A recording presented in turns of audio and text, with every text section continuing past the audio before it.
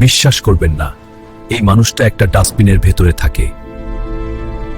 প্রতিদিন ময়লার গন্ধ, নোংরা পানি আর একাকিত্ব।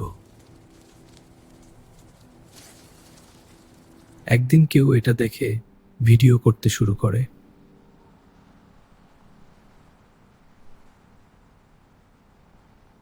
ওরা ঠিক করলো এটা বদলাতে হবে।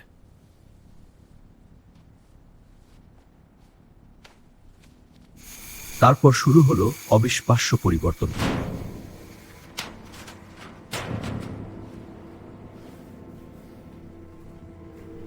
একটা ডাস্টবিন হয়ে গেল একটা ছোট্ট সুন্দর ঘর।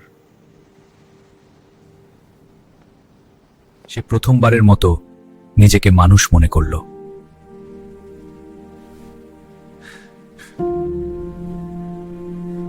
সবচেয়ে অন্ধকার জায়গাতেও আলো তৈরি করা যায়। ভিডিও ভালো লাগলে সাবস্ক্রাইব করতে ভুলবেন না।